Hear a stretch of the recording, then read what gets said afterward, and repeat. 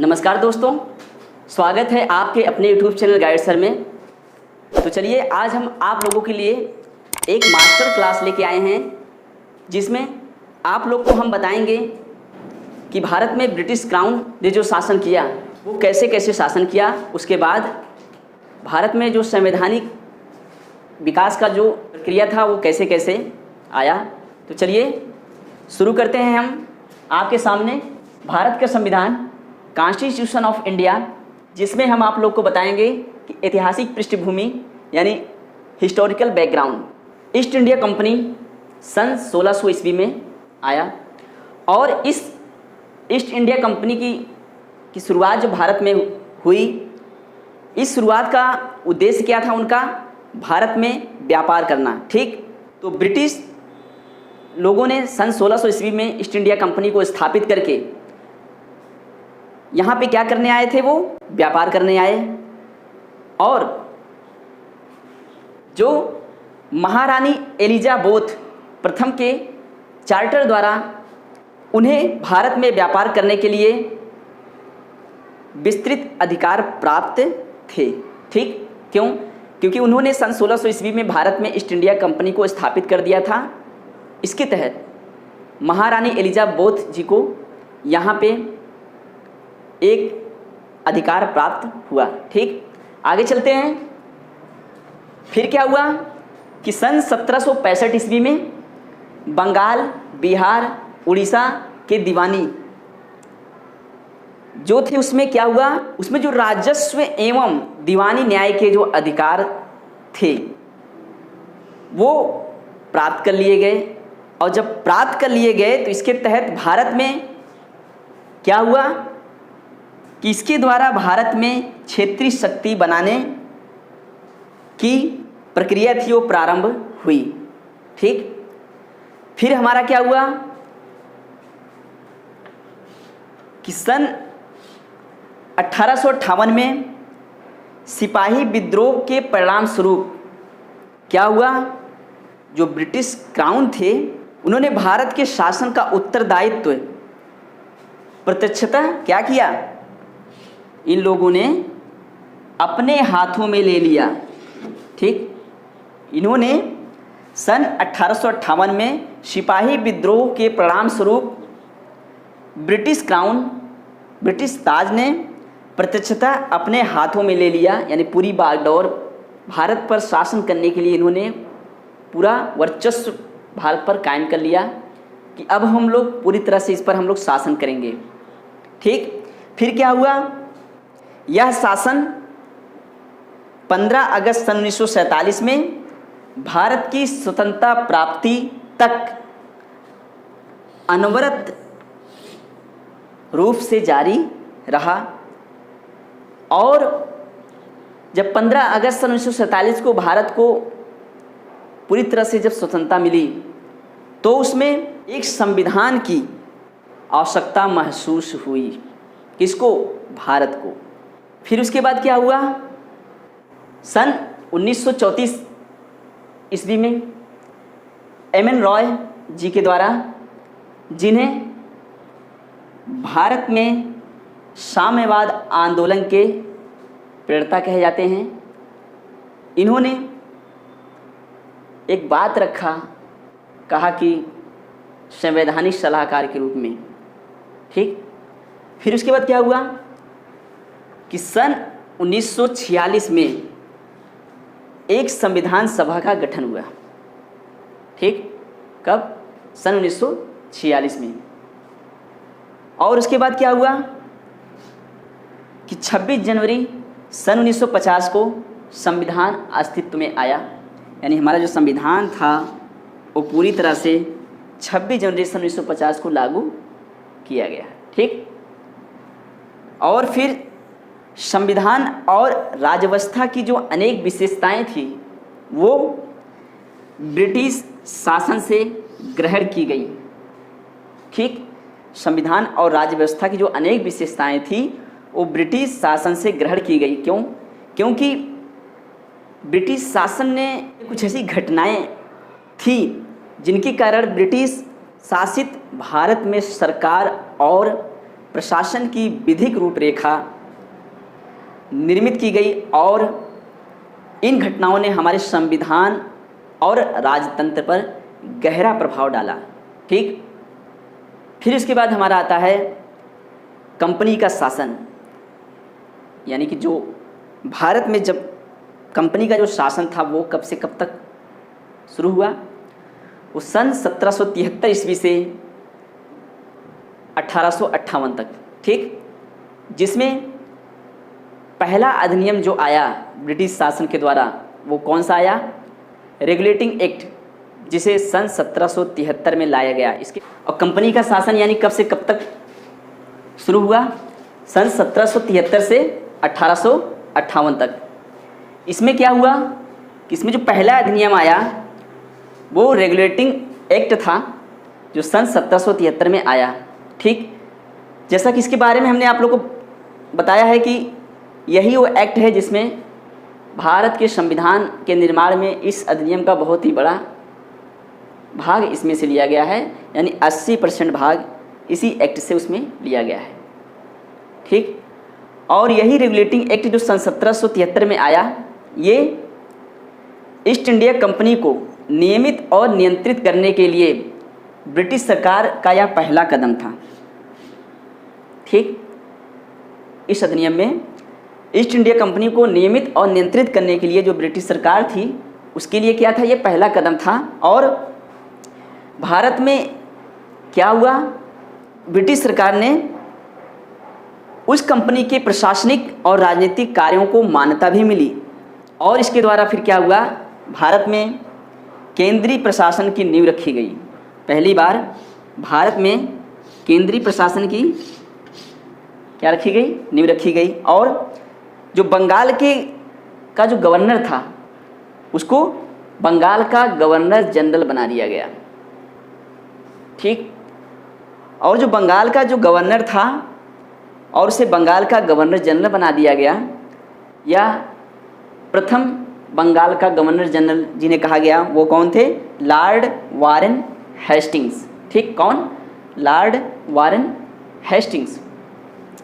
फिर उसके बाद क्या हुआ कि मद्रास और मुंबई के जो गवर्नर थे उन्हें बंगाल के गवर्नर जनरल के अधीन कर दिया गया। ठीक, जबकि सभी प्रेसिडेंसियों के गवर्नर एक दूसरे से अलग थे। अतः इसी अधिनियम ने कलकत्ता में एक सन 1774 ईस्वी को एक सुप्रीम कोर्ट यानी उच्चतम न्यायालय की स्थापना की गई। कहाँ पे, कलकत्ता में सन 1774 को, जिसमें एक मुख्य न्यायाधीश और 3 अन्य न्यायाधीश की नियुक्ति की गई। इसके बारे में हमने आप लोग को बताया है पहले। ठीक, जो मुख्य न्यायाधीश थी उनका नाम क्या था, लॉर्ड एलिजा इम्पे। ठीक, फिर क्या हुआ कि जो रेगुलेटिंग एक्ट सन 1773 था इसको ब्रिटिश सरकार का कोर्ट ऑफ डायरेक्टर्स यानी कंपनी का गवर्निंग बॉडी के माध्यम से कंपनी पर नियंत्रण सशक्त हो गया, यानी जो ईस्ट इंडिया कंपनी थी उस पर उनका नियंत्रण पूरी तरह से मजबूत हो गया, जो ब्रिटिश सरकार थी उनका। इसे भारत में इसके राजस्व, नागरिक और सैन्य मामलों की जानकारी ब्रिटिश सरकार को देना आवश्यक कर दिया गया कि उन्हें जो भी कोई भी मामले अगर हैं तो उन्हें बताए जाएं, उनके पास भेजे जाएं। ठीक, इस एक्ट में इन चीज़ों को कहा गया। फिर हमारा दूसरा एक्ट आता है जिसका नाम है पिट्स इंडिया एक्ट, जिसे सन 1784 में लाया गया। इसमें क्या हुआ, इसमें सन 1781 में एक संशोधित अधिनियम करके लाया गया जिसका नाम है एक्ट ऑफ सेटलमेंट। ठीक, उसका नाम क्या है, एक्ट ऑफ सेटलमेंट। फिर उसके बाद क्या हुआ कि पिट्स इंडिया एक्ट सन 1784 में रेगुलेटिंग एक्ट में जो कमियां थी उसको दूर करने के लिए यह अधिनियम लाया गया था। ठीक, के बाद एक अन्य महत्वपूर्ण अधिनियम आया जिसे पिट्स इंडिया एक्ट सन 1784 कहा गया। ठीक, आइए और जान लेते हैं इसके बारे में क्या गठन हुआ। इसका नाम है नियंत्रण बोर्ड, यानी बोर्ड ऑफ कंट्रोल का गठन किया गया। और उसके बाद क्या है कि व्यवस्था का शुभारंभ जो हुआ वो कौन सी व्यवस्था थी? द्वैध शासन। कौन सी? द्वैध शासन व्यवस्था का शुभारंभ हुआ। और फिर इसमें क्या हुआ कि एक ऐसा कारण आया जिसमें दो कारण थे। पहला कारण क्या था कि भारत में कंपनी के अधीन क्षेत्र को पहली बार ब्रिटिश आधिपत्य क्षेत्र कहा गया। ठीक, उसके बाद क्या हुआ, जो दूसरा कारण था उसमें ब्रिटिश सरकार को भारत में कंपनी के कार्यों के लिए इसके प्रशासन पर पूर्ण नियंत्रण प्रदान कर लिया गया। यानी उन्होंने भारत के कंपनी के कार्यों, इसके प्रशासन पर पूर्ण नियंत्रण प्रदान किया गया। किसके द्वारा? ब्रिटिश सरकार द्वारा। ठीक, तो इस प्रकार से पिट्स इंडिया एक्ट में ये घटनाएं हुई। फिर हमारा जो आता है एक्ट, तीसरा एक्ट जिसका नाम है चार्टर अधिनियम सन 1833। आइए इसके बारे में हम जान लेते हैं। इसमें क्या हुआ कि ब्रिटिश भारत को केंद्रीकरण के लिए एक दिशा में यह एक अधिनियम निर्णायक कदम था। यह जो चार्टर अधिनियम सन 1833 था, यह भारत में केंद्रीकरण के लिए की दिशा में यह अधिनियम एक निर्णायक कदम था। आइए इस चार्टर अधिनियम सन 1833 की जो विशेषताएं थी उसके बारे में जान लेते हैं। विशेषताएं ये थी कि चार्टर अधिनियम सन 1833 में कि जो बंगाल का जो गवर्नर जनरल था उसे क्या बना दिया गया? भारत का गवर्नर जनरल बना दिया गया। एग्जाम में पूछा जाता है कि भारत का प्रथम गवर्नर जनरल का नाम बताइए, तो उनका नाम था लॉर्ड विलियम बेटिक। क्या नाम था? Lord William Bentinck. ठीक, जिन्हें भारत का प्रथम गवर्नर जनरल कहा जाता है, उनका नाम था लॉर्ड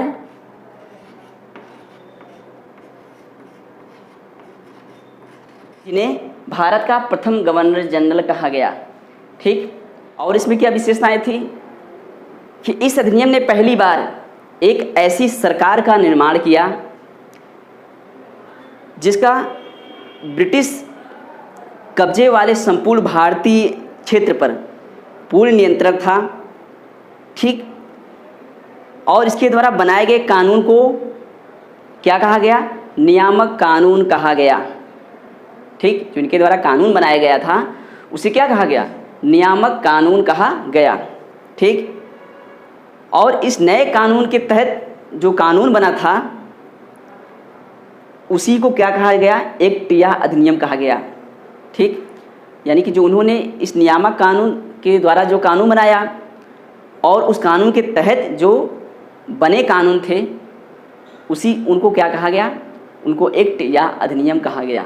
ठीक, चार्टर एक्ट सन 1833 में सिविल सेवाओं यानी सिविल सर्विसेज के चयन हेतु एक खुली प्रतियोगिता का आयोजन शुरू किया गया। ठीक, उनका एक प्रयास था और इसमें कंपनी में भारतीयों को किसी पद या कार्यालय और रोजगार को हासिल करने के लिए वंचित नहीं किया गया। मतलब उनको इस क्षेत्र में भाग लेने के लिए, यानी जो ये खुली प्रतियोगिता का जो आयोजन किया गया, इसमें भारतीय लोगों को रोजगार हासिल करने के लिए उनको वंचित नहीं किया गया। वो लोग भी आएँ इस खुली प्रतियोगिता में अपना पूरा भाग लें। ठीक, और जो कि कोर्ट ऑफ डायरेक्टर्स के विरोध में, ठीक, क्या हुआ? उसका एक कारण था कि इस प्रावधान को समाप्त कर दिया जाए। जो कोर्ट ऑफ डायरेक्टर्स का जो विरोध किया गया, तो इस विरोध करने का कारण यह था कि जो ये एक्ट लाया गया है इसको क्या किया जाए? समाप्त कर दिया जाए। फिर उसके बाद हमारा क्या हुआ कि जो चार्टर अधिनियम सन 1853 आया, वो उसमें क्या हुआ कि सन 1793 से 1853 के दौरान ब्रिटिश संसद में जो पारित किए गए चार्टर अधिनियम की श्रृंखला में यह एक अंतिम अधिनियम था। ठीक, जो संवैधानिक विकास की दृष्टि से यह अधिनियम बहुत ही महत्वपूर्ण अधिनियम था। आइए अब चार्टर अधिनियम सन 1853 की जो विशेषताएं थी उसको जान लेते हैं। क्या हुआ कि पहली बार गवर्नर जनरल को परिषद के विधायी एवं प्रशासनिक कार्यों को अलग कर दिया गया। यानी पहली बार गवर्नर जनरल के परिषद के जो विधायी थे, जो कानून बनाते थे और जो प्रशासनिक कार्य जो करते थे, उनको अलग कर दिया गया। ठीक, इसके तहत परिषद में 6 नए परिषद और जोड़े गए। दूसरे शब्दों में हम कह सकते हैं इसने गवर्नर जनरल के लिए एक नई विधान परिषद का गठन किया, जिसे भारतीय केंद्रीय विधान परिषद कहा गया। और यह भारतीय विधान परिषद जो थी ये छोटे संसद के रूप में कार्य करती थी। ठीक, फिर क्या हुआ इसमें कि भारतीय नागरिकों के लिए सिविल सेवाओं भर्ती चयन हेतु जो खुली प्रतियोगिता का शुभारंभ किया गया था, उसमें सन 1854 में भारतीय सिविल सेवाओं के संबंध में एक समिति की नियुक्ति की गई, जिनका नाम था मैकाले समिति। ठीक, फिर उसके बाद यहीं से हमारा शुरू होता है ब्रिटिश क्राउन का शासन, यानी ताज का शासन, जो सन 1858 से सन 1947 तक चला। तो आइए आपको अब हम बताते हैं कि ब्रिटिश ताज का जो शासन था वो सन 1858 से सन 1947 तक चला, और इसमें क्या क्या चीज़ें बनी इनके बारे में हम आप लोग को अब बताएंगे। ठीक, ताज का शासन जिसे सन 1858 से 1947 तक चला। ठीक, इस ताज के शासन में क्या हुआ कि सन 1858 का जो भारत शासन अधिनियम था उसमें एक निर्माण किया गया। क्या निर्माण किया गया कि सन 1857 के विद्रोह के बाद, यह जो सन 1858 का जो भारत शासन अधिनियम जो आया, इसका जो निर्माण किया गया वो सन 1857 के विद्रोह के बाद किया गया। और यही सन 1857 का जो विद्रोह था इसे भारत का प्रथम स्वतंत्रता संग्राम या सिपाही विद्रोह के नाम से जाना जाता है। ठीक, और इसमें क्या हुआ था कि जो ये भारत का प्रथम स्वतंत्रता संग्राम और ये जो सिपाही विद्रोह सन 1857 था, इसमें क्या किया गया, इस एक्ट के कानून ने क्या किया कि जो ईस्ट इंडिया कंपनी थी उसको क्या किया गया, समाप्त कर दिया गया, उसको खत्म कर दिया गया। ठीक, और फिर क्या हुआ कि जब ईस्ट इंडिया कंपनी जब समाप्त हो गई ब्रिटिश सरकार की, फिर उसके बाद उस पर भारत का जो शासन था वो सीधे महारानी विक्टोरिया के हाथों में चला गया। यानी जो भारत का शासन था वो महारानी जो विक्टोरिया थी उनके अधीन चला गया, जिसमें जो भारत का जो गवर्नर जनरल था, अब उसे क्या बना दिया गया, भारत का वायसराय बना दिया गया कि अब उन्हें वायसराय के नाम से जाना जाएगा। तो इस प्रकार से इसमें एक प्रश्न पूछा जाता है कि भारत का अंतिम गवर्नर जनरल या भारत का प्रथम वायसराय का नाम बताइए। तो उनका नाम क्या था, लॉर्ड कैनिंग था। यानी भारत का प्रथम वायसराय लॉर्ड कैनिंग था। ठीक, और इस अधिनियम ने नियंत्रण बोर्ड, जो बोर्ड ऑफ कंट्रोल था, और निदेशक कोड को समाप्त कर दिया और भारत में एक द्वैध शासन प्रणाली विकसित किया, जिसमें भारत की जो द्वैध शासन प्रणाली थी उसको भी इसने क्या किया, समाप्त कर दिया। ठीक, इस अधिनियम ने नियंत्रण बोर्ड और निदेशक कोर्ट समाप्त कर भारत में शासन की द्वैध प्रणाली को समाप्त कर दिया। ठीक, फिर उसके बाद इसमें क्या हुआ कि एक नए पद का सृजन किया गया, भारत के नए सचिव का सृजन किया गया, जिसमें भारतीय प्रशासन पर संपूर्ण नियंत्रण का शक्ति निहित था।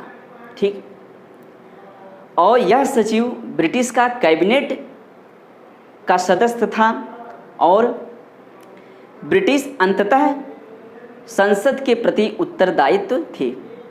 और इसमें जो गठन किया गया उसमें कितने सदस्य थे? 15 सदस्यीय परिषद का गठन किया गया, जिसमें सलाहकार समिति हुए और परिषद का जो अध्यक्ष था उसे अब क्या कहा गया? भारत सचिव कहा गया। यानी जो परिषद का अध्यक्ष अब जो होगा उसे भारत सचिव कहा जाएगा। इसका गठन किया गया। ठीक, उसके बाद क्या हुआ कि सन 1858 भारत शासन अधिनियम के कानून में जो इम्पॉर्टेंट उद्देश्य जो आता है, जो प्रमुख उद्देश्य आता है, प्रशासनिक मशीनरी में जो सुधार था, जिसके माध्यम से इंग्लैंड में भारतीय सरकार का अधीक्षण और उसका नियंत्रण हो सकता था। इसने प्रचलित भारत में शासन प्रणाली में कोई विशेष परिवर्तन नहीं किया। मतलब उन लोगों ने इसमें भारतीय जो प्रशासनिक यहाँ पे जो कारोबार था उसमें बहुत ज़्यादा उसमें कुछ ऐसा परिवर्तन उन लोगों ने नहीं किया। तो इस प्रकार से उसके बाद जब अधिनियम आता है वो सन 1861, 1892 और 1909 का अधिनियम आता है। इसमें क्या क्या होता है आइए इसके बारे में जानते हैं। इसके बाद जो सन 1861, 1892 और 1909 के जो भारत परिषद अधिनियम आया, यानी इसके आने का कारण क्या था कि यह सन 1857 की महान क्रांति के बाद, जो सन 1857 का जो एक महान क्रांति जो हुआ था उसके बाद ब्रिटिश सरकार ने यह महसूस किया कि भारत का शासन चलाने के लिए, यानी भारत पर जो अगर हमें शासन चलाना है तो इसमें भारतीयों का सहयोग लेना आवश्यक है। कि अगर हम भारत में सरकार चलाना चाहते हैं तो इसमें हमें कुछ भारतीयों का सहयोग हमें ज़रूरी है कि उनका हमें साथ मिले। ठीक, और इस सहयोग नीति के तहत ब्रिटिश सरकार ने सन 1861 में और 1892 में और 1909 में जो 3 अधिनियम आए विधान परिषद अधिनियम, उनके क्या क्या नाम थे? सन 1861 भारत परिषद अधिनियम और सन 1892 भारत परिषद अधिनियम और सन 1909 भारत परिषद अधिनियम। तो सन 1861 भारत परिषद अधिनियम की बात आती है। इसमें क्या कहा गया? इसमें उन्होंने कहा कि अगर हमें भारत पर शासन चलाना है तो हमें भारतीय लोगों का सहयोग हमें लेना पड़ेगा। इसलिए उन्होंने भारतीय प्रतिनिधियों को शामिल करना शुरू किया और उन्होंने सन 1862 में लॉर्ड कैनिंग ने 3 भारतीय, वो कौन से 3 भारतीय? जो बनारस के राजा थे और जो पटियाला के महाराजा थे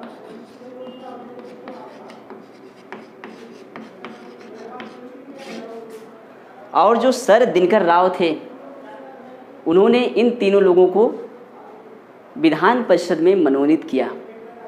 ठीक, जो लॉर्ड कैनिंग ने 3 भारतीय, जो बनारस के राजा और पटियाला के महाराजा और सर दिनकर राव जी को विधान परिषद में मनोनीत किया। ठीक, इस प्रकार से इस अधिनियम ने रेगुलेटिंग एक्ट सन 1773 द्वारा शुरू किए गए सारी जो विकेंद्रीकरण की जो प्रक्रिया थी, इस प्रवृत्ति को इन लोगों ने क्या किया? उलट दिया और चार्टर अधिनियम सन 1833 के द्वारा इनके साथ ये कहाँ पहुँचे? चरम पर पहुँच गए। और फिर इस विधायी विकास की नीति के कारण सन 1937 तक प्रांतों को संपूर्ण आंतरिक स्वायत्तता हासिल कर लिया इन लोगों ने। ठीक, और इसके बाद इन्होंने क्या किया? विधान परिषद का गठन किया। और जो उस विधान परिषद का गठन किया उनके नाम क्या थे? जैसे पहला है बंगाल का, जो बंगाल में सन 1862 में और उत्तर पश्चिम सीमा प्रांत में सन 1866 में और पंजाब में सन 1897 में। तो 3 विधान परिषद का गठन किया। फिर उसके बाद क्या हुआ कि इसने वायसराय को विधान परिषद में कार्य संचालन के लिए अधिक नियम और आदेश बनाने की शक्तियां प्रदान कर दी। कि लॉर्ड कैनिंग द्वारा, जो भारत के प्रथम वायसराय लॉर्ड कैनिंग थे, इनके द्वारा सन 1859 में प्रारंभ की गई फोर्ट विलियम प्रणाली की मान्यता इन्हें मिली और इस विभाग में काउंसिल की ओर से अंतिम आदेश पारित करने का अधिकार प्राप्त था। उसके बाद इसने वायसराय का जो आपातकाल में बिना काउंसिल की स्तुति के अध्यादेश के द्वारा जारी अधिकृत किया और इस अध्यादेश की अवधि को क्या किया, उन्होंने कहा कि यह अवधि 6 माह तक होगी। यानी उन्होंने अध्यादेश जारी करने के लिए अधिकृत किया कि इस अध्यादेश को अवधि जो होगी वो मात्र 6 माह की अवधि होगी। तो सन 1861 के भारत परिषद अधिनियम में इन सारी चीज़ों का वर्णन हुआ। फिर उसके बाद हमारा आता है सन 1892 में भारत परिषद अधिनियम। इसमें क्या हुआ, इसमें केंद्रीय और प्रांतीय विधान परिषद में अतिरिक्त गैर सरकारी सदस्यों की संख्या बढ़ाई गई। हालांकि बहुमत सरकारी सदस्यों का ही रहता है। अब हालांकि जो बहुमत था वो सरकारी सदस्यों का ही था, लेकिन उसके तहत भी गैर सरकारी लोगों को भी और इसमें क्या किया गया, जोड़ा गया, उनकी संख्या को बढ़ाया गया। और विधान परिषद के कार्यों में वृद्धि कर उन्हें बजट पर बहस करने के लिए, ताकि कार्यपालिका के प्रश्नों का उत्तर देने के लिए अधिकृत किया गया। ऐसा इसलिए किया गया सरकारी और गैर सरकारी लोगों की संख्या बढ़ाने के लिए, क्योंकि जो भी बजट बनेगा उस पर एक बहस होगा। इसके तहत उन लोगों को विधान परिषद में जोड़ा गया। ठीक। फिर इसके बाद क्या हुआ कि जो वायसराय की शक्तियाँ थी, क्या क्या शक्तियाँ थी, उसे केंद्रीय विधान परिषद की शक्ति दी गई और बंगाल चैम्बर ऑफ कॉमर्स की शक्ति दी गई, इसलिए ताकि गैर सरकारियों का नामांकन या गैर सरकारी सदस्यों का नामांकन एक वायसराय के द्वारा किया जाए। इसके अलावा क्या हुआ कि जो प्रांतीय परिषदों में जो गवर्नर थे उनको क्या शक्ति दी गई, उन्हें जिला परिषद, नगरपालिका, विश्वविद्यालय, व्यापार संघ, जमींदारों और चैम्बर ऑफ कॉमर्स की सिफारिश पर गैर सरकारी सदस्यों की नियुक्ति करने की शक्ति उसे प्रांतीय विधान परिषद के जो गवर्नर थे उनको दी गई। ठीक। फिर उसके बाद क्या हुआ कि जो हमारा तीसरा भारतीय परिषद अधिनियम आता है सन 1909। तो सन 1909 का जो भारत परिषद अधिनियम था, इसमें क्या हुआ, इस अधिनियम को मार्ले मिंटो सुधार अधिनियम कहा जाता है। जैसा एग्जाम में पूछाता है कि वह कौन सा अधिनियम है जिसे मार्ले मिंटो सुधार अधिनियम कहा गया, वो है सन 1909 भारत परिषद अधिनियम। ठीक। इसी को मार्ले मिंटो सुधार अधिनियम के नाम से जाना जाता है। और उस समय लॉर्ड मार्ले इंग्लैंड में क्या थे, वो राज्य सचिव थे, और लॉर्ड मिंटो जो थे वो भारत में क्या थे, वायसराय थे। और इसके तहत क्या हुआ कि इसने केंद्रीय और प्रांतीय विधान परिषदों का जो आकार था उसको और ज़्यादा बढ़ाया और ज़्यादा उसमें वृद्धि की, ताकि जो केंद्रीय विधान परिषद की जो संख्या थी वो कितनी हो गई, अब वो पहले 16 थी और उसको उन्होंने वृद्धि कर कितना कर दिया, 60। और इस प्रांतीय विधान परिषदों की जो संख्या थी वो एक समान नहीं थी, और जो केंद्रीय परिषद में जो सरकारी लोगों का जो बहुमत था और प्रांतीय परिषदों में जो गैर सरकारी सदस्यों की जो नियुक्ति थी उनकी बहुमत की अनुमति थी।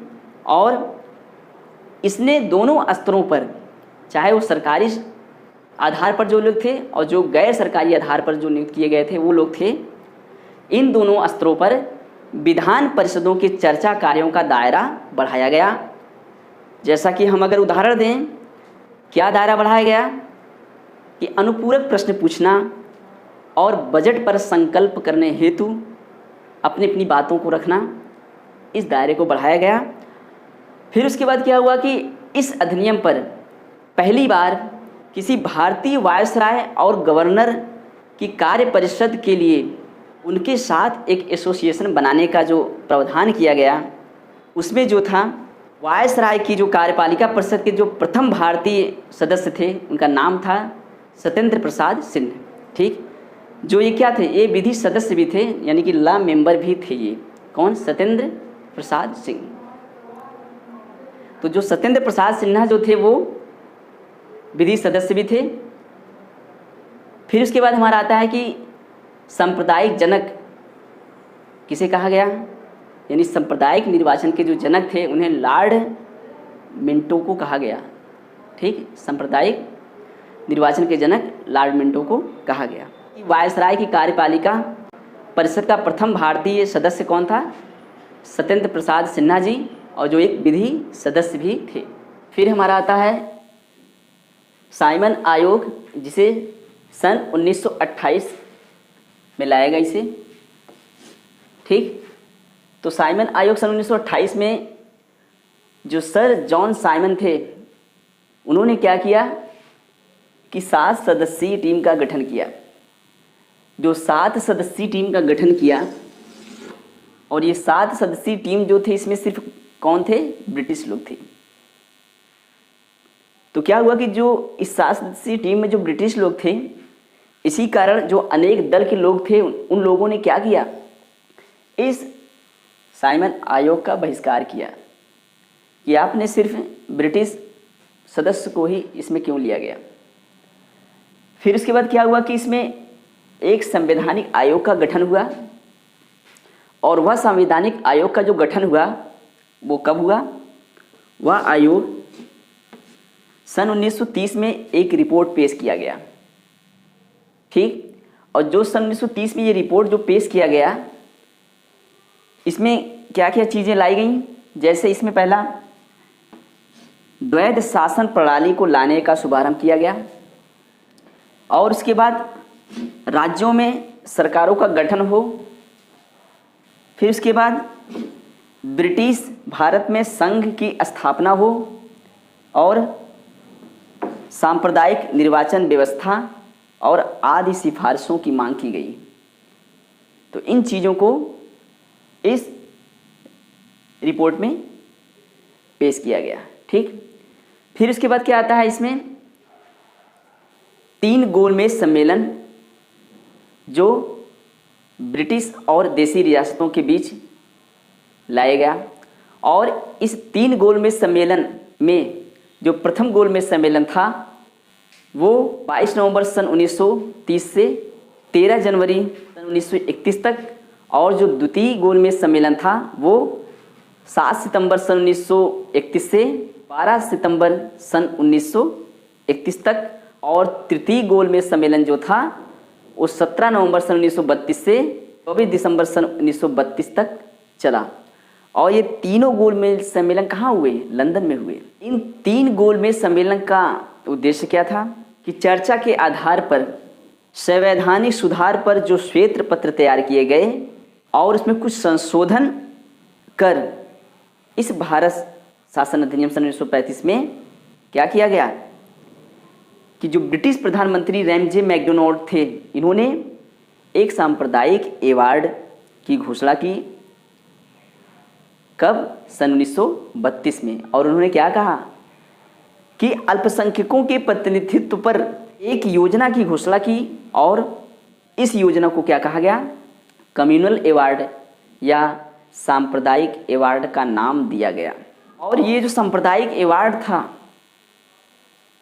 ये न सिर्फ हिंदू, मुस्लिम, सिख, ईसाई और यूरोपियन और आंग्ल भारतीय लोगों के लिए अलग से निर्वाचन की व्यवस्था करने हेतु इस पर उस समय भारत के जो प्रतिष्ठित नेता महात्मा गांधी जी थे, उन्हें इस अलग से निर्वाचन की व्यवस्था पर वे बहुत ज़्यादा व्यथित हुए, नाराज हुए। ठीक, क्योंकि जो गोलमेज सम्मेलन हुआ था, इस पर हम एक वीडियो बनाएंगे आप लोगों के लिए, सिर्फ 3 गोलमेज सम्मेलन, उसमें पूरा बताएंगे कि ये गोलमेज सम्मेलन में पहले, दूसरे और तीसरे में भारत की तरफ से कौन कौन व्यक्ति लंदन में भाग लिया। जैसा कि 2 गोलमेज सम्मेलन में भारत की तरफ से भारतीय संविधान के जनक डॉक्टर भीमराव अंबेडकर जी ने भाग लिया था, और जो तृतीय गोलमेज सम्मेलन था उसमें भारत की तरफ से डॉक्टर भीमराव अंबेडकर जी तो थे, साथ ही साथ महात्मा गांधी जी ने भी भाग लिया था। ठीक, इस पर हम डिटेल रूप से आप लोग को बताएंगे। अभी सिर्फ एक ऐतिहासिक पृष्ठभूमि पर बात हो रही है, इतना ही जानना जरूरी है। ठीक, फिर उसके बाद क्या हुआ कि जब गांधी जी बहुत ज़्यादा व्यतीत हुए, यानी नाराज हुए, और इस नाराज़गी के कारण उन्होंने पूना की यरवदा जेल में ये अनशन पर बैठ गए, और अनशन पर बैठने के दौरान ये मांग करने लगे, और ये मांग अंततः कांग्रेस नेताओं और दलित नेताओं के बीच एक समझौता हुआ, जिसे पूना समझौता कहा जाता है। क्या कहा जाता है? पूना समझौता कहा जाता है। जैसा कि एग्जाम में पूछा जाता है कि पूना पैक्ट कब लाया गया, तो यह पूना पैक्ट सन 1932 में लाया गया, और इस समझौते में उन दोनों नेताओं के बीच ये बातें हुई कि भारत में एक संयुक्त हिंदू निर्वाचन व्यवस्था प्रणाली लाई जाएगी, जिसमें दलितों के लिए स्थान भी आरक्षित किए गए। उस निर्वाचन व्यवस्था में जो दलित लोग थे भारत के, उनके लिए निर्वाचन की व्यवस्था में उनकी सीटें क्या कर दी गई? आरक्षित कर दी गई, जैसा कि आज लोकसभा में उनकी सीटें क्या हैं? आरक्षित हैं। ठीक, जैसा कि हमने बताया आप लोगों को कि 3 गोलमेज सम्मेलन के बाद जो श्वेत पत्र तैयार हुआ था, उस श्वेत पत्र तैयार के प्रारूप क्या क्या संवैधानिक अधिकार दिए गए थे, इनके बारे में बताया। फिर उसके बाद क्या आया हमारा? भारत शासन अधिनियम सन 1935। ठीक, और इस भारत शासन अधिनियम सन 1935 में क्या कहा गया? ये अधिनियम भारत के संविधान के निर्माण में इस अधिनियम का बहुत ही बड़ा भाग इसमें से लिया गया है, और इसका बहुत बड़ा योगदान है। और यह अधिनियम उत्तरदायी सरकार के गठन के लिए एक मील का पत्थर साबित हुआ, और यह भारत शासन अधिनियम सन 1935 जो कि सबसे लंबा और विस्तृत दस्तावेज का आरंभ इसमें किया गया। ठीक, यह लंबा और विस्तृत दस्तावेज था इसमें, जिसमें 321 धाराएं और 10 अनुसूचियां शामिल थी। फिर उसके बाद क्या आता है? इस भारत शासन अधिनियम की विशेषता की बात कर लेते हैं। ठीक, इसकी विशेषता क्या है कि अखिल भारतीय संघ की स्थापना करना, और इस अधिनियम ने केंद्र और इकाइयों के बीच 3 सूचियां जारी की, जिसमें से पहली सूची क्या थी?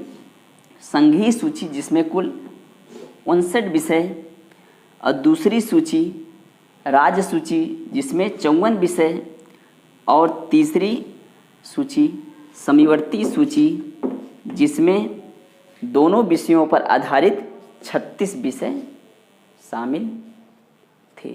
ठीक,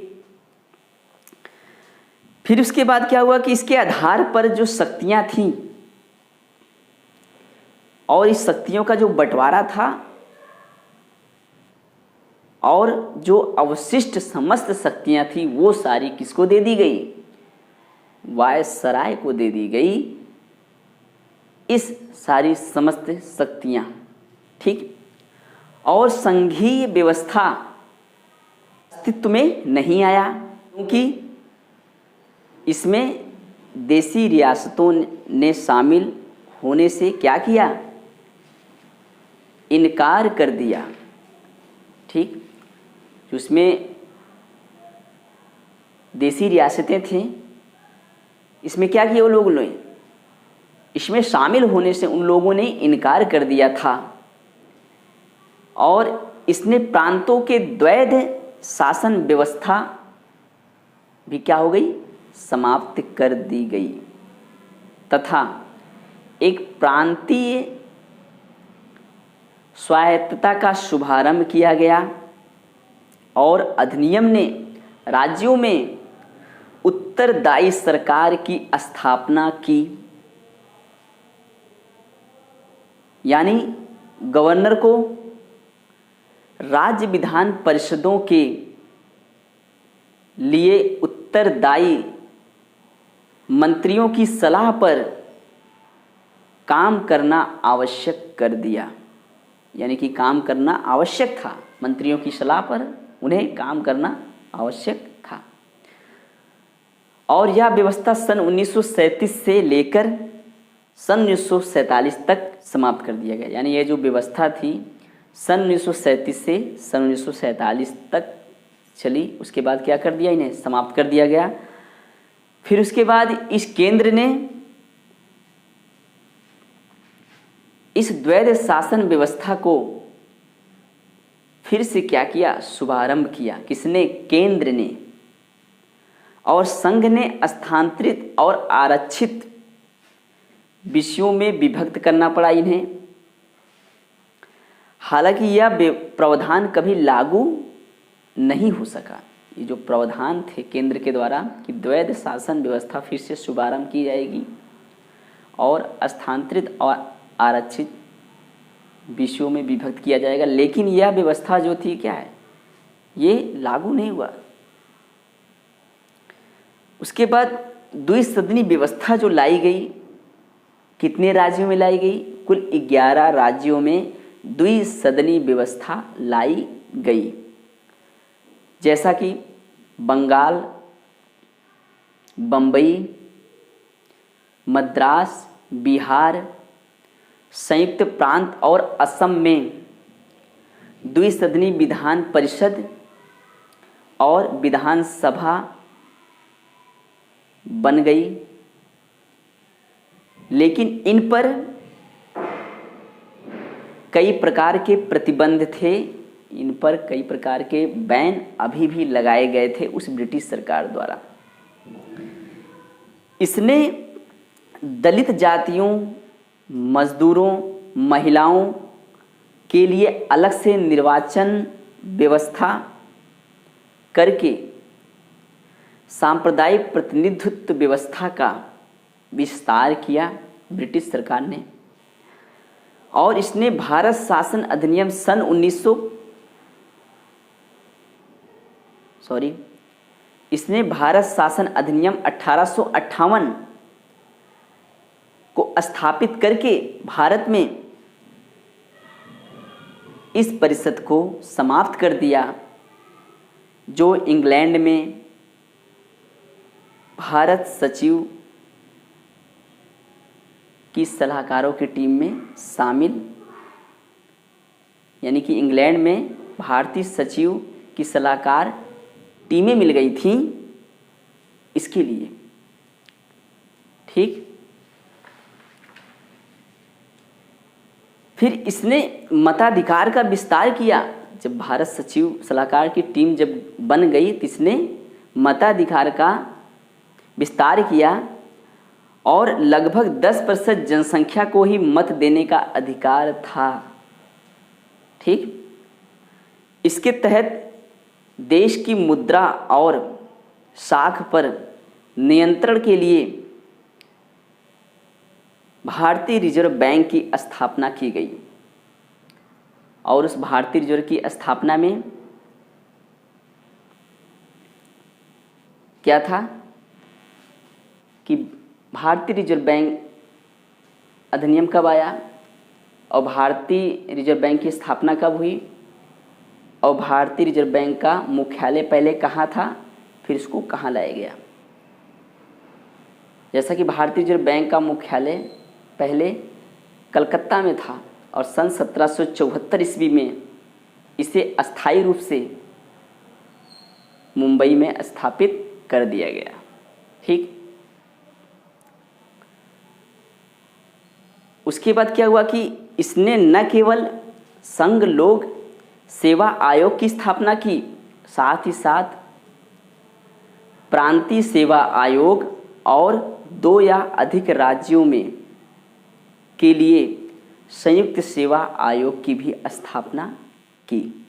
ठीक, और संघीय न्यायालय की स्थापना की बात आती है, इसे कब स्थापित किया गया? सन 1937 में।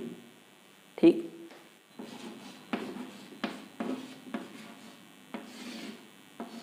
भारतीय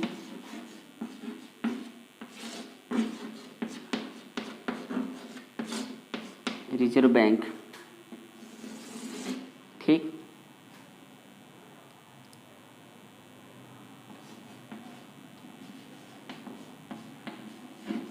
अधिनियम अपना मुख्यालय। ठीक, फिर उसके बाद क्या आया? संघीय न्यायालय। संघीय न्यायालय की जो स्थापना की गई, कब की गई? सन 1937 में की गई। ठीक,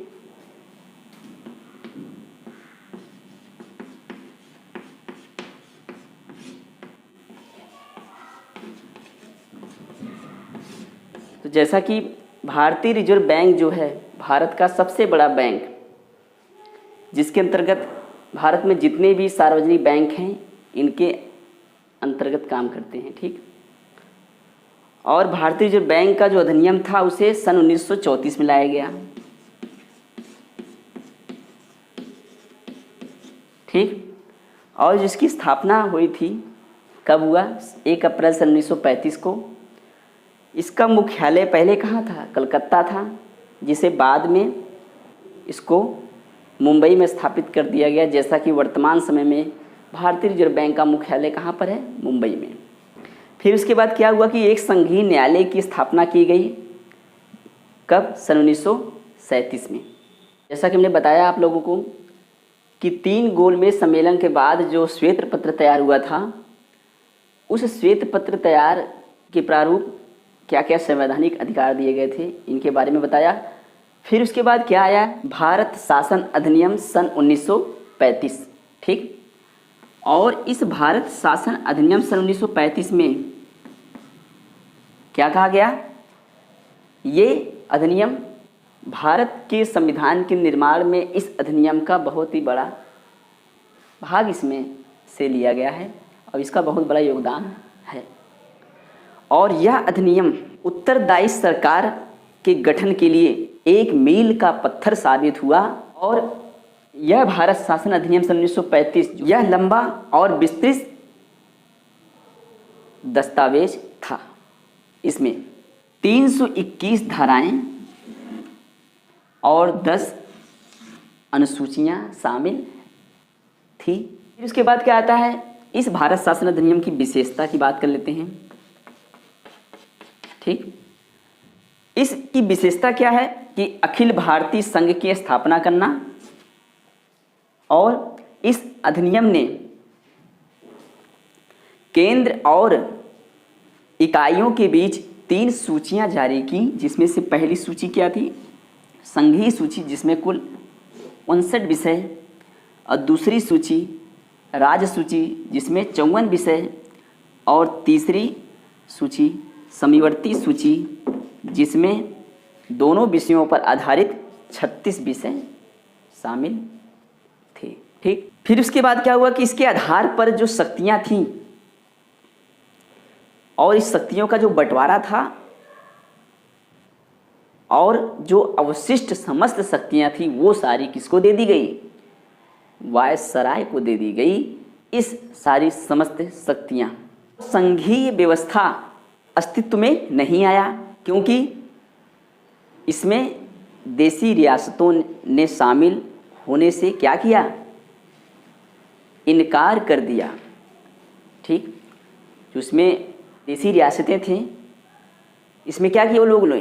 इसमें शामिल होने से उन लोगों ने इनकार कर दिया था और इसने प्रांतों के द्वैध शासन व्यवस्था भी क्या हो गई, समाप्त कर दी गई तथा एक प्रांतीय स्वायत्तता का शुभारंभ किया गया और अधिनियम ने राज्यों में उत्तरदायी सरकार की स्थापना की, यानी गवर्नर को राज्य विधान परिषदों के लिए उत्तरदायी उन्हें काम करना आवश्यक था।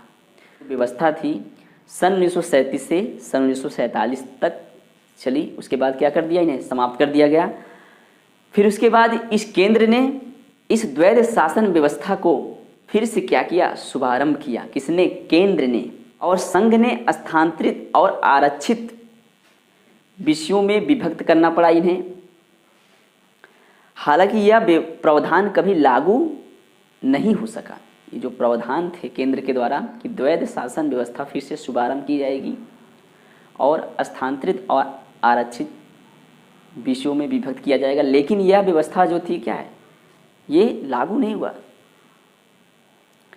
उसके बाद द्विसदनी व्यवस्था जो लाई गई, कितने राज्यों में लाई गई, कुल 11 राज्यों में द्विसदनी व्यवस्था लाई गई, जैसा कि बंगाल, बम्बई, मद्रास, बिहार, संयुक्त प्रांत और असम में द्विसदनी विधान परिषद और विधानसभा बन गई। लेकिन इन पर कई प्रकार के प्रतिबंध थे, इन पर कई प्रकार के बैन अभी भी लगाए गए थे उस ब्रिटिश सरकार द्वारा। इसने दलित जातियों, मजदूरों, महिलाओं के लिए अलग से निर्वाचन व्यवस्था करके सांप्रदायिक प्रतिनिधित्व व्यवस्था का विस्तार किया ब्रिटिश सरकार ने। इसने भारत शासन अधिनियम 1858 को स्थापित करके भारत में इस परिषद को समाप्त कर दिया, यानी कि इंग्लैंड में भारतीय सचिव की सलाहकार टीमें मिल गई थीं इसके लिए। फिर इसने मताधिकार का विस्तार किया। जब भारत सचिव सलाहकार की टीम जब बन गई तो इसने मताधिकार का विस्तार किया और लगभग 10% जनसंख्या को ही मत देने का अधिकार था। इसके तहत देश की मुद्रा और साख पर नियंत्रण के लिए भारतीय रिजर्व बैंक की स्थापना की गई और उस भारतीय रिजर्व की स्थापना में क्या था कि भारतीय रिजर्व बैंक अधिनियम कब आया और भारतीय रिजर्व बैंक की स्थापना कब हुई और भारतीय रिजर्व बैंक का मुख्यालय पहले कहाँ था, फिर इसको कहाँ लाया गया। जैसा कि भारतीय रिजर्व बैंक का मुख्यालय पहले कलकत्ता में था और सन 1774 ईस्वी में इसे अस्थायी रूप से मुंबई में स्थापित कर दिया गया। ठीक, उसके बाद क्या हुआ कि इसने न केवल संघ लोक सेवा आयोग की स्थापना की, साथ ही साथ प्रांतीय सेवा आयोग और 2 या अधिक राज्यों के लिए संयुक्त सेवा आयोग की भी स्थापना की। ठीक, और संघीय न्यायालय की स्थापना की बात आती है, इसे कब स्थापित किया गया, सन 1937 में। ठीक,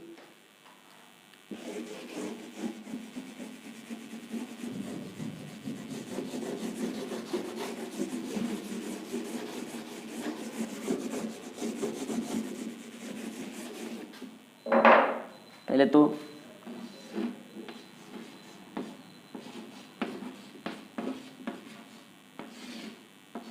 भारतीय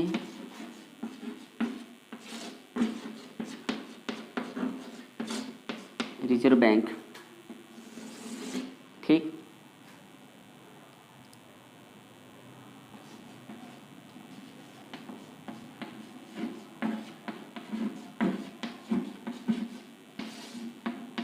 अधिनियम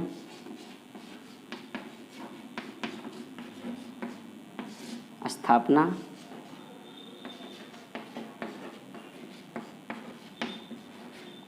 मुख्यालय। ठीक, फिर उसके बाद क्या आया, संघीय न्यायालय।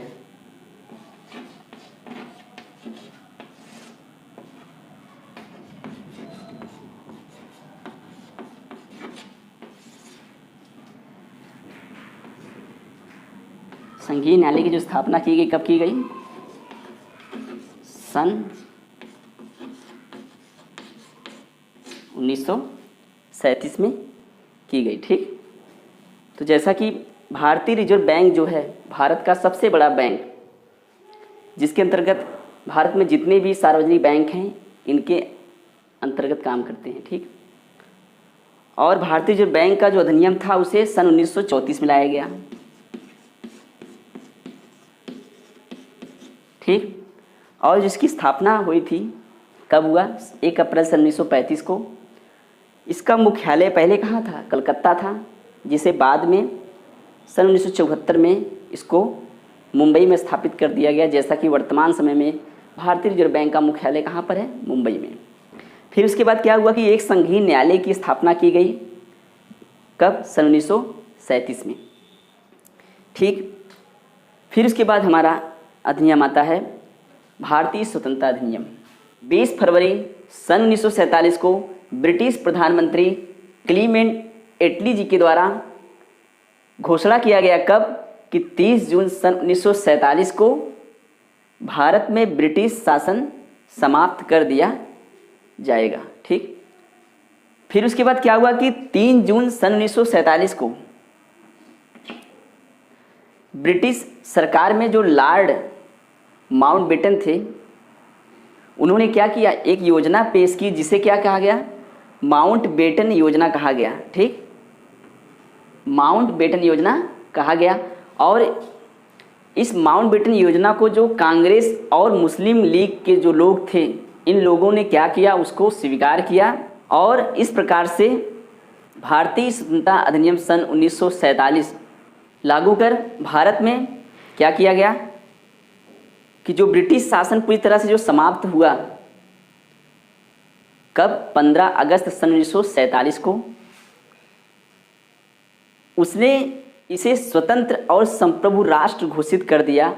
और इसके दौरान भारत में कांग्रेस नेताओं और मुस्लिम लीग के नेताओं के बीच विभाजन की बात रखी गई। और उसमें 2 स्वतंत्र डोमिनियन बने, जिसमें से पहला था संप्रभु भारत राष्ट्र और दूसरा था पाकिस्तान। ठीक, और इस अधिनियम ने क्या किया? जो भारत में वायसराय का पद था इसे क्या किया? पूरी तरह से समाप्त कर दिया। ठीक, पूरी तरह से क्या किया? भारत में वायसराय के पद को समाप्त कर दिया। और इन दोनों डोमिनियन ने राज्यों में इस प्रकार से जो दोनों डोमिनियन थे उन्होंने राज्यों में क्या किया? एक नए पद का सृजन किया गया जिसे गवर्नर जनरल के नाम से जाना जाता है।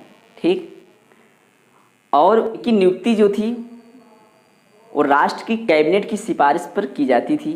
और इस प्रकार से ब्रिटिश ने का जो ताज था और जो ब्रिटिश सरकार का जो नियंत्रण था भारत पर वो पूरी तरह से समाप्त हो चुका था।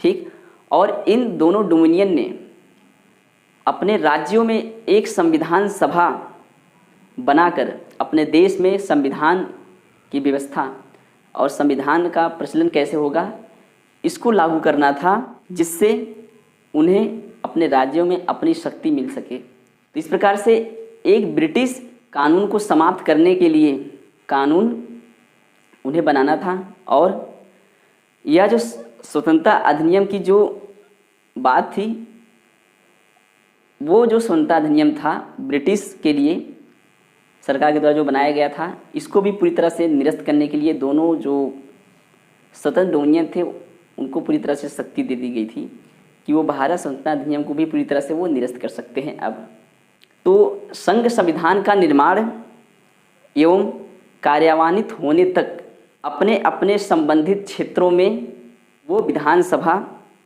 बना सकते थे। और इस प्रकार से 15 अगस्त सन 1947 को ब्रिटिश संसद में पारित हुआ, क्योंकि ये जो अधिनियम दोनों डोमिनियन के द्वारा जो बनाया गया था और ये अधिनियम तब तक लागू नहीं होंगे जब तक दोनों डोमिनियन इस कानून को मानने के लिए तैयार नहीं होंगे, ऐसा ब्रिटिश सरकार के द्वारा कहा गया। और फिर इस अधिनियम ने ब्रिटेन में भारत सचिव का पद समाप्त कर दिया। और सभी शक्तियाँ राष्ट्रमंडल मामलों के राज्य सचिव को स्थानांतरित कर दिया। यानी जितनी शक्ति थी, जो पहले ब्रिटिश सरकार के द्वारा जो भारत सचिव पद बनाया गया था उसको दिया गया था, उसको समाप्त करके और जितनी भी शक्तियाँ थी वो राज्य सचिव को पूरी तरह से हस्तांतरित कर दी गई, कि उसको दे दी गई। ठीक।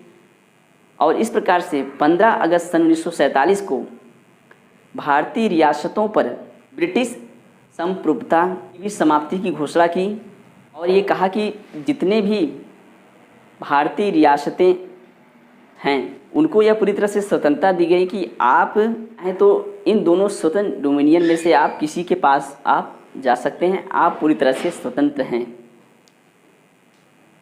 फिर उसके बाद हमारा क्या हुआ कि भारत के जो राज्य सचिव के द्वारा जो सिविल सेवा की नियुक्तियां करने और प्रांतों में आरक्षण की प्रणाली को भी क्या किया गया, समाप्त कर दिया गया। और 15 अगस्त 1947 को कि पहले जो सिविल सेवा में जो कर्मचारियों को जो नियुक्ति हुई थी, 15 अगस्त 1947 के जो पहले जो कर्मचारी सिविल सेवा में जो नियुक्त किए गए थे उनको सुविधाएं वही मिलती रही जो उसके पहले मिलती थी, वही सुविधा उनको अभी भी मिलेगी, ऐसा कहा गया। और फिर उसके बाद क्या हुआ कि भारत में जो शाही उपाधि थी जिसे भारत का सम्राट कहा जाता था उसको भी पूरी तरह से क्या किया गया, समाप्त कर दिया गया। और इस प्रकार से 14 और 15 अगस्त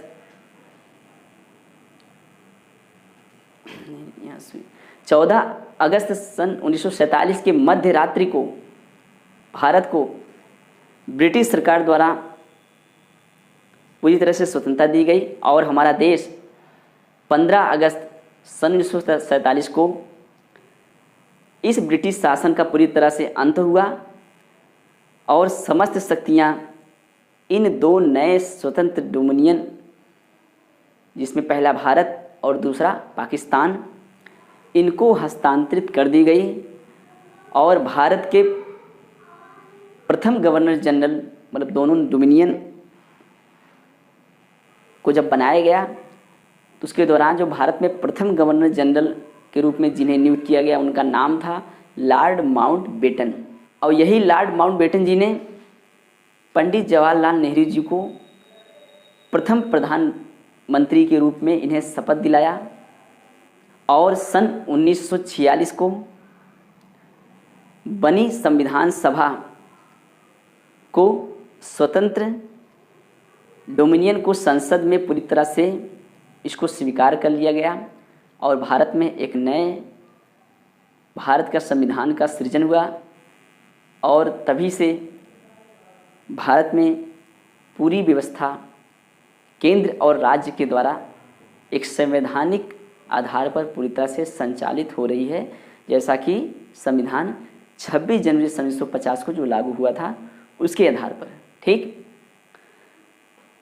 तो इस प्रकार से हमने अपने इस पूरे मास्टर क्लास में हमने आप लोग को बताया कि भारत की जो हिस्टोरिकल बैकग्राउंड जो ऐतिहासिक पृष्ठभूमि थी उसमें क्या क्या अधिनियम आए और हमारा जो अधिनियम था उस अधिनियम में ब्रिटिश सरकार ने क्या क्या व्यवस्थाएं भारत में स्थापित की थी, द्वैध शासन प्रणाली व्यवस्था कब कैसे लाया गया, इन सारी चीज़ों के बारे में हमने आप लोग को बताया। उसके बाद भारत हमारा भारतीय स्वतंत्रता अधिनियम सन 1947 में 15 अगस्त 1947 को उसको पूरी तरह से इस ब्रिटिश रियासतों से इस ब्रिटिश सरकार से पूरी तरह से आज़ादी मिली। हमने पूरा ये चर्चा इस पूरे मास्टर क्लास में हमने आप लोगों के सामने किया। अब उसके बाद हमारा जो वीडियो आएगा उसमें हम भारत के संविधान के छोटे छोटे पार्ट के रूप में हम आप लोग को वीडियो में बताएंगे कि जैसा कि हमने संविधान निर्माण के बारे में बताया और संविधान सभा कैसे बना, संविधान कब बन के तैयार हुआ, इन सारी चीज़ों के बारे में आप लोग को हम चर्चा कर चुके हैं। अब हम आप लोग को भारत की अनुसूचियाँ और उसके आगे जितने भी भारत संविधान पर आधारित जितने भी अध्याय हैं उन सारी चीज़ों पे हम चर्चा आपसे करते रहेंगे। तो थैंक्स फॉर वाचिंग वीडियो। आप हमारे इस चैनल गाइड सर को लाइक करें और सब्सक्राइब करें और नीचे लगे बेल आइकन को भी प्रेस कर लें ताकि जितनी भी वीडियो इसके आगे आएंगे आपको सारे वीडियो की नोटिफिकेशन आपको इस चैनल पर मिलेंगे।